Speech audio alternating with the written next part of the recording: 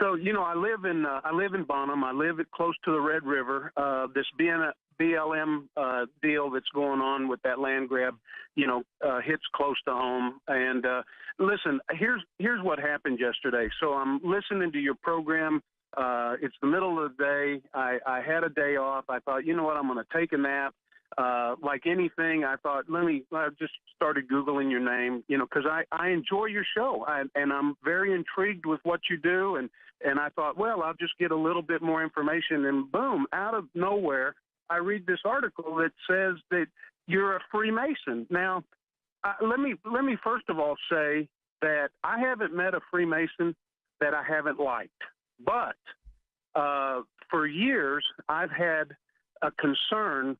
And my mother is married to a Freemason, and this guy is, again, I enjoy his company, but I'm always digging for information and trying to gather things, getting them to slip so that, I can try to educate myself around things. But ultimately, the other day, he said, are you ever going to join? Which really is ironic because, they don't invite people to. And I flat out told him, I said, Jesse, here's the deal. I'm not going to join, and I'll tell you why.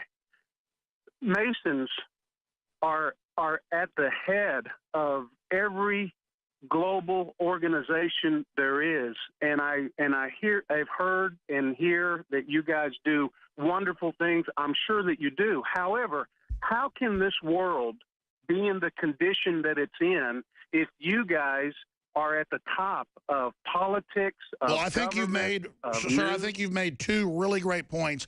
Let me try to respond to those. We'll put you on hold for a moment. Come back, let you have a response, then I can go to Tara, John, and others. First, let me cover the Matt Drudge point. I have to probably say that I have major Masonic roots. I have never been part of a Masonic lodge. I've never taken Masonic oaths or rituals.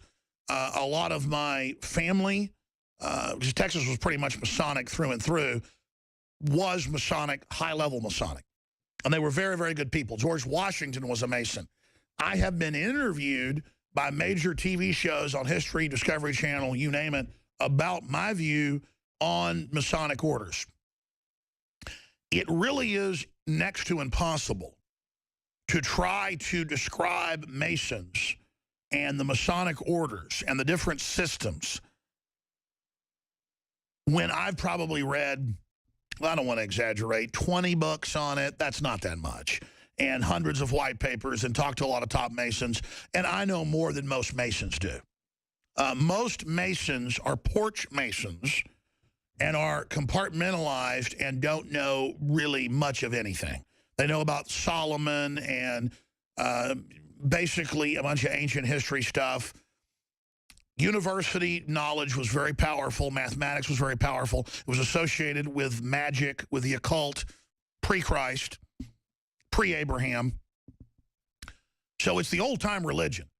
And all it is a university study of religions, of philosophy, and of building, and of mathematics, and of agrarian systems, because they didn't just bring anybody in to teach them the knowledge of warfare, the knowledge of science, the knowledge of culture. Universities were called mystery schools going back to Egypt, basically.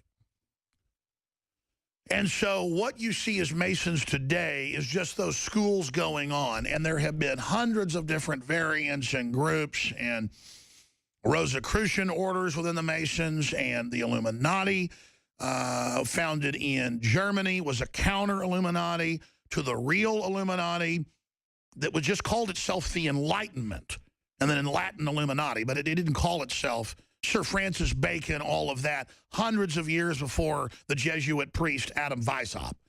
The modern Illuminati was a Catholic spinoff in an attempt to take over the Illuminati and the Rosicrucians. And yes, undoubtedly, my family on both sides on the Mayflower, hardcore Protestants, you could say Rosicrucians.